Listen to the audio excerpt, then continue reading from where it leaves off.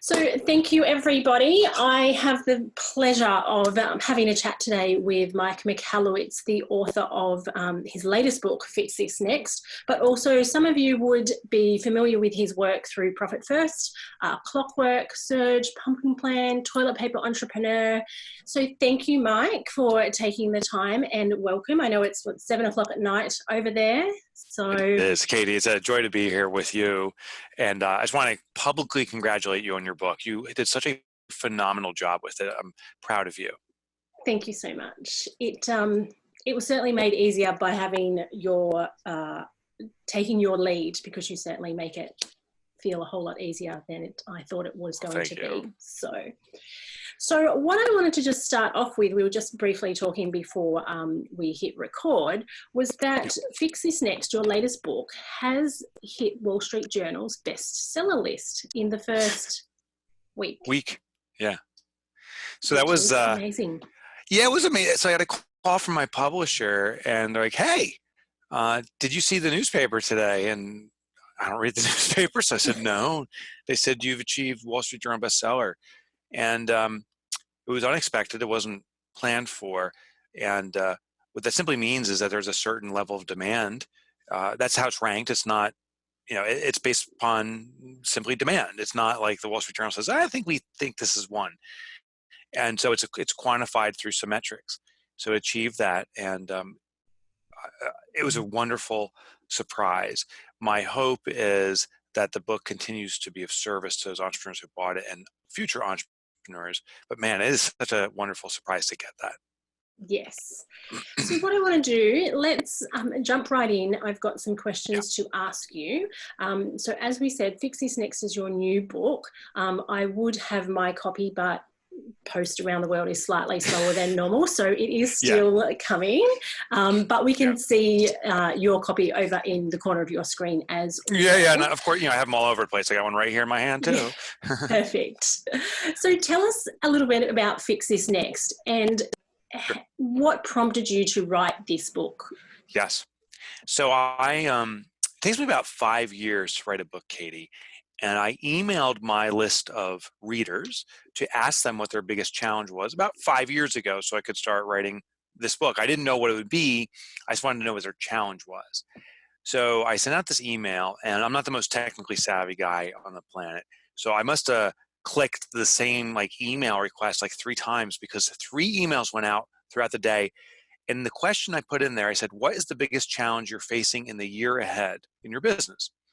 And in certain cases, the same person answered the same question with different answers in that same day. So I got emails back in the morning of this one guy saying, we have a sales problem. We need to fix our sales process. In the afternoon, it was like, we have a marketing problem. In the evening, it was a hiring problem. And that's when it became very clear to me that the biggest challenge business owners have is knowing what their biggest challenge is. It constantly is changing in our head. So we need a tool to pinpoint the one thing, the exact thing we need to work on. That's how it came about. And I was fortunate enough to read a draft version of Fix This Next, and also fortunate enough to join your certification process for this. So I'm super excited to get this out to our Australian businesses, because they are no different to any other, even though there are some differences. There are so many things that are the same, and we all have that same problem as well. So tell us a little bit about the book and the business hierarchy of needs. Sure. So the business hierarchy of needs, it's actually, the reason I have the book here is because right on the back of the book, instead of putting the traditional endorsements, I put down the model that we use. Excuse me. And this points to the DNA or the makeup of a business. If we look at humanity, people, no matter where you are in the world, we are all essentially the same, the biology. But from the outside, we are different, right? So if you and I are standing next to each other, people would say, well, clearly you're different because different gender or different skin type or different height. They judge us on the outside skin. But if you peel back the skin of humanity, the essence of our makeup, the core essentials of us are the same. Our heart's in the same spot, our lungs are in the same spot. It would be ludicrous if I went to the hospital today because I'm having cardiac arrest and the doctor, if she said to me, "Hey, Mike, your foot is your heart is it in your foot, or like, where are your parts?" Like, they know instantly because the makeup is essentially the same. The realization I had around businesses is when we peel back the skin of a business, you could be a tradie, but you could be a stockbroker. When you peel back the business, essentially it's the same. We all need to sell. We need to generate income to sustain profitability. We need efficiencies. All those elements are the same. Well, that developed into what's called the business hierarchy of needs. And I found there's 5 essential components, if you will, in a hierarchy that our business needs. This also translates back to Maslow's hierarchy of needs, human needs. When Maslow argued that for humans to survive, our base level need for all of humanity is physiological needs. You and I both need to breathe air and drink water and eat food to survive. And if those needs are not being satisfied, nothing else matters. If you're drowning, it's all about not drowning. It's all about getting air. But once that's satisfied adequately, then we move, according to Maslow, to higher level needs. The next level of needs above that is safety. We need protection from physical harm, from shelter, from the elements. Once that's satisfied, we move on to belonging in a community, and he keeps going up his hierarchy. The highest level is self-actualization. Well, in the business hierarchy of needs, it's a realization that businesses essentially are all the same, just like all humans are the same.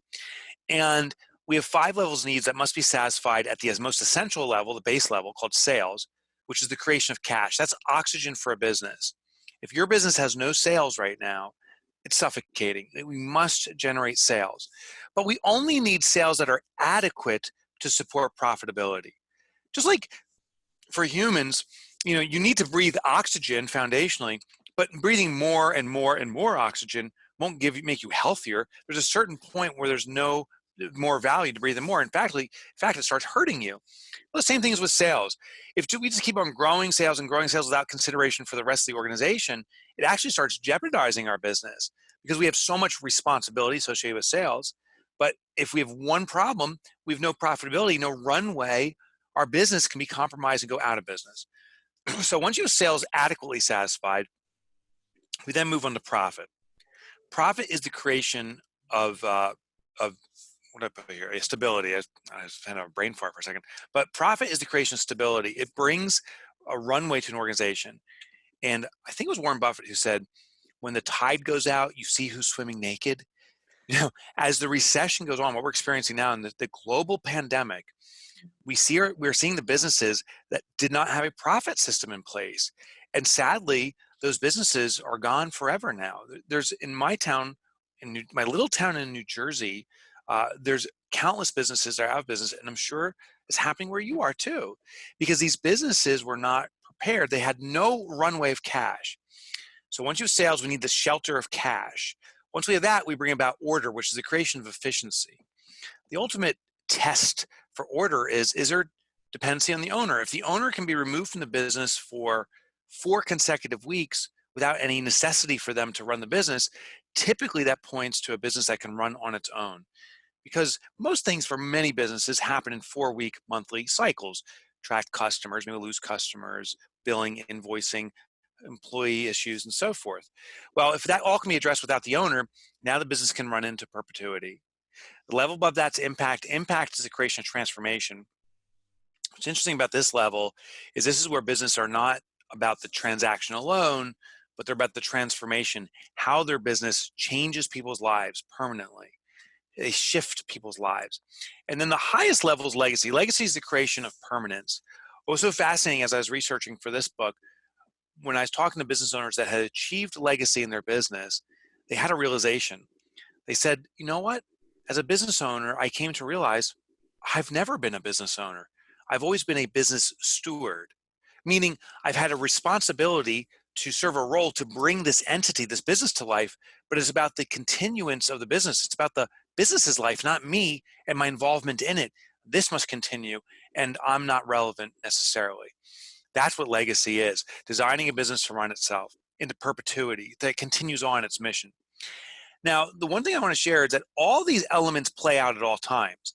Like we're always, the day you start your business, you're probably thinking about how am I going to change the world, the impact I'm going to have, how long is this going to last? I can have this as a retirement source or be for the next generation. But so all these elements are playing out at all times, but only one area is most important to be fixed now. So all these elements play out, but the question is, starting always at the base, do we have adequate sales? If we do have adequate sales to support profit, we look at profit and say, is it adequate to support order? But the second we have an inadequacy, that's when we need to concentrate our efforts. And in this pandemic, for many businesses, even the mega corporations like Amazon was focusing on legacy and impact merely 4 months ago. They've gotten right back to the base. They had to change their business model. They don't ship items like they used to. They've moved to essential goods. So their whole model has changed. And that's true for all businesses. So this is a model we always move around. We have to find what needs to be fixed next, even though all the elements are always happening, just like you and I are breathing right now. We're not thinking about it. It's just happening. The question is, what needs to be fixed next? And you always find it within this model. So that's it. Awesome. And what I find with my clients that I'm working with at the moment is, and over the past few years, is they come to me with a profit problem, but when we really get into it, we have to take that step back, look at those sales before we can then solve that problem. So when you had mentioned that this was coming out, so I jumped at the chance to have a read, because it makes so much sense, because as you say, we're all the same. And what I find in Australia, particularly with some of my tradies, they think that they are different to another business or another business type. And we're not, as you say, it's our business DNA. We are all the same. And this is a really great process to walk ourselves through. Which brings me to my next question. I noticed you post a couple of days ago in the last week, and it was a recording when you were doing your writing in the morning. It was like 6:15 in the morning. Oh, you saw that? You were talking about the habit that you have of getting up every morning and writing for an hour without fail. Yep. Which I found interesting. Obviously, when I wrote Profit First for Tradie, I did the same thing, but it also prompted me to think about what habit do I need to put into place now to make sure that I continue to create content that is useful. So how important is it with Fix This Next to make it part of their habit in their business, to make it something that they do regularly? It's not like they'll sit down, do it today, and then never look at it again. Right. Yeah, habits are absolutely critical because they determine our outcomes. So whatever you want to experience in life, it's the steps you take repeatedly to move toward that or toward something else that's going to happen. That's going to drive you to the results you're going to get. So habits are critical. With that writing, I'm in my writing room right now. This is my home office. This is where I do my writing. And I'm in the off season, meaning I'm not actively writing a book. I'm actively writing ideas for potential future books. And then when I get my next project, which I'm negotiating right now, then I go to 4 to maybe 6 hours a day of writing, but usually about 4 hours a day of really actively writing. Well, this is true in all elements of business. That's production. That's considered delivery. In our business, we have sales activities, profit activities, order activities. All of these things need to be habitual and repeatable for them to be sustainable and achieve an outcome. I mean, could you imagine every time you went to do a project, you're like, this is new to me. I'm going to have to wing it. I don't have any tools. I'm going to have to get all new unique tools. Of course not. You pull up with your truck. You have a prescribed tool set. When you walk into issues, 80% of the time, it's something you've experienced before. Sometimes it's something new, but you have a hunch of how to address it because it's very similar to past things. Our skills, if you're a trader and you're really good at what you do, the reason you're really good at that, I suspect, is because you've done it a lot. That's called being a habit. If you want to be really good at profit, same thing. Just do it a lot. And you start off small. It's like, I suspect, I was thinking, we had a plumber here recently. I suspect when you start plumbing, you don't do a massive plumbing job where you're doing welding and all this stuff and fittings. I suspect you drain a plug, you see if you can drain or unplug a drain. I suspect you start off with the easier stuff. And with Profit First and these other tools, we always start off small. To drive profitability into a business, start off with 1% of allocations. When money comes in, hide away just a little bit of money into the profit account. Build that process and then start building the muscle and do it more. To build a habit, you always start small. So any element of your business, if you're going to resolve it, don't go all in just I'm going to crush this and expect that you're going to be able to stick with that for the life of your business. Start very slow, stay persistent with it. And as you start building confidence, you build more and more momentum. And that, from my experience, is how you sustain something for the long haul in a business. Excellent. Yes, I always say to my clients that it is a marathon. It's not a sprint. We need to train. Yes. I can't run a marathon tomorrow. I have to take small steps every day for a long period of time to be able to do that successfully. So that's great. That's right. And in Fix This Next, you talk about the survival trap. So yeah. Explain to us what that is, and why do entrepreneurs stay in that for so long and so often? Yeah. Why is that the norm? It is the norm, and sometimes for the entirety of their business. I have a piece of paper here. I have some notes in the back apparently, but I'm going to draw it here in the front. And anyone watching in, you can follow along with me because this is a great illustration of why we stay stuck. So step one, I'm drawing the letter A and putting a circle around it in the middle of a piece of paper. And what this represents is where our business is right now. For many businesses, it's constant challenge and crisis, regardless of the pandemic or not. I suspect many tradies, you start the day, you have a plan what you're going to do, and then everything falls apart.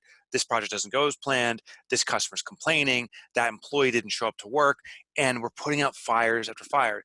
We hope that the next day it'll come together, but it's more fires, and the day after it, same thing. Well, the reason it happens is we are experiencing a crisis or problem right now in this moment. What we do then is we take an action to get out of that crisis. Now, what I suggest is in this illustration, draw 2 or 3 or maybe 4 arrows away from A in any direction you choose. And what these arrows represent are ways out of A. So I drew 4 arrows, my example here. But what these represent are choices and actions I can take. I'm in crisis and a challenge here. I can do this, or I can do that, or I can do something else. And these will all take me out of A. Now, as the final step, draw the letter B in the top left corner of that piece of paper and put a circle around it. What B represents is what your business actually needs from you now, the most important vital need it has. And what you'll see is, in my example, I didn't draw any arrows toward B. And if people were following along, I suspect maybe 1 arrow, but usually no arrows point to B. The question is, well, if this is what my business needs, how come I didn't draw arrows toward it? Well, it's real simple. I didn't know where B was. If you don't know where B is, how can you draw arrows toward it? So this is the problem most businesses have, is we know what's happening right now. We don't know what the business needs next. So we only say, well, I know what the business has now, the problem has now, I'm going to escape this problem. And we move in a direction, and it gets us to simply a new challenge. And then we make decisions around that, saying, gosh, I got to fix this. Let me move to a new A. Let me get relief. So we're simply getting relief in the moment by escaping A, but ending in a new fire, new problem, and we try to escape again. Most businesses, as a result, go in this circuitous pattern of never growing. It's just like they go from fire to fire to fire. But there's one other problem, and it's actually the most dangerous problem. Sometimes when I do this example, Katie, some people draw an arrow toward B without knowing where B is. That's called happenstance. Sometimes, just by chance, we draw an arrow in the right direction. And I bet you if you're a trader, you can relate to this. There's that one day, like, you have problems. And one day, all of a sudden, like, oh my gosh, everything's clicking. Like, this is it's working. Project on time. Employees are happy. Things are rolling. Yes, this is the business I dreamed of. I've got it. And then you return to work the next day and it's a shit storm. Everything falls apart. It's like, what effing happened? Here's what happened. You took an action by pure chance that moved you toward what the business actually needed. It's called happenstance. Happenstance happens. But since you didn't know where B was, you simply ended up in a new A. There was new problems that presented themselves. And what you did is you took an action to escape A again, and you simply started to continue that circular pattern. That's the survival trap. And if you feel like you're putting out fires constantly, it's because that is what you're doing. You're looking at immediate fires and putting them out. You haven't identified what the business needs from you. When you identify the vital need, the biggest bottleneck the business is currently experiencing, we concentrate our energies there to resolve it.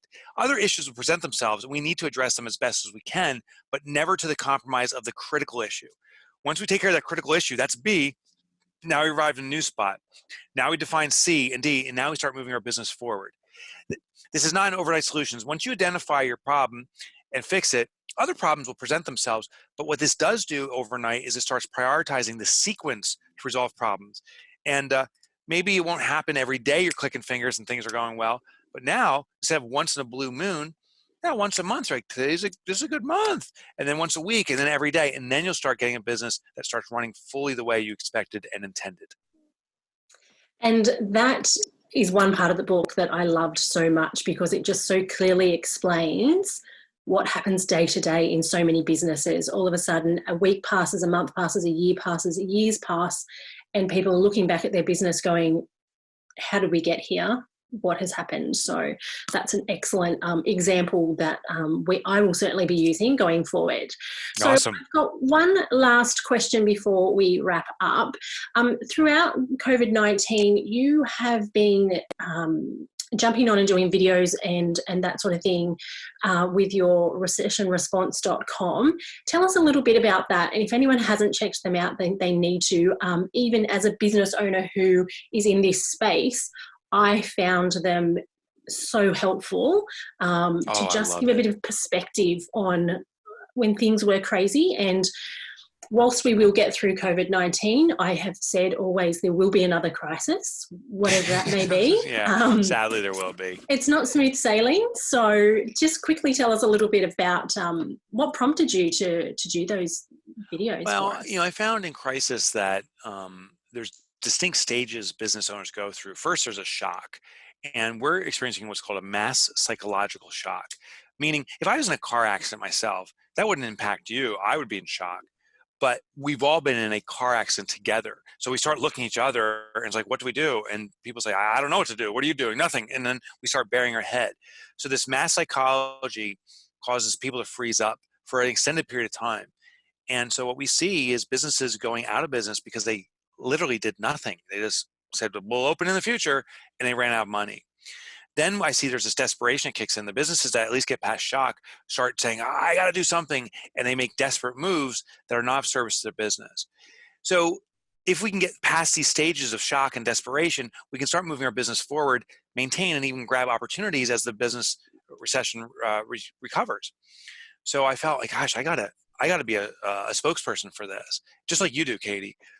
I think people in our capacity, authors, have a response, and other people, we have a responsibility to give guidance, because it is such overwhelm. There's so many moving parts. The business as we knew it's fading away, while new business opportunities are present. We're still scared of what we're losing. We simply need guidance. So myself, yourself, other people are stepping forward with information. You wrote a fantastic book. I'm making videos. There's other people doing other things. But this recession response, I just wanted to make really bite-sized, tangible things for someone who's like, I just don't know what to do now, that they can get something quick, learn it in 2 or 3 minutes. And it's not going to solve all their business problems, but maybe it'll move them 1 inch forward, enough confidence to take a next step and a next step. And that's exactly what I found for me anyway, that crisis response graph that you showed.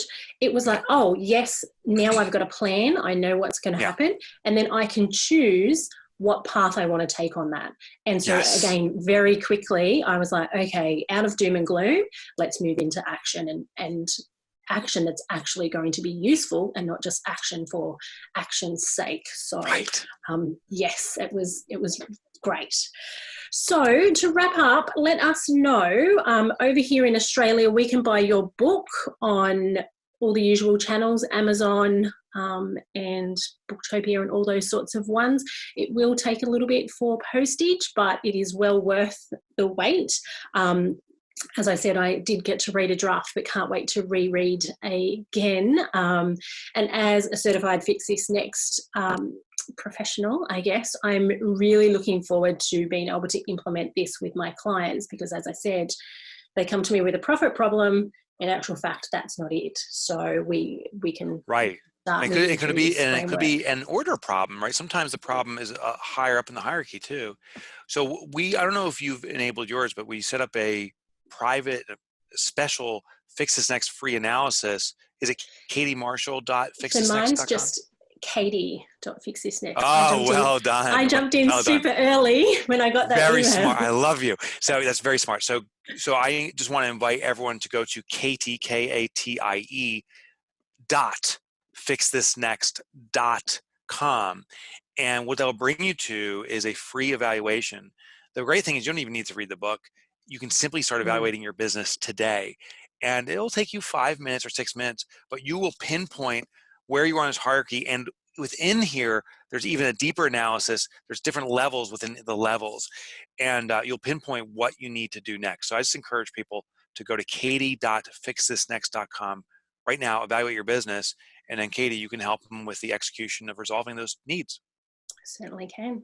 Well, we are spot on time. So thank you very much, Mike. Again, I know it's now late. You get to maybe finish up, or you can maybe still working. So thank you very much again for taking the time, and can't wait to see what else your book does. It's super exciting, and I know it's going to help a lot of us here in Australia. Thanks for saying that. So thank you very much. much. Good seeing you.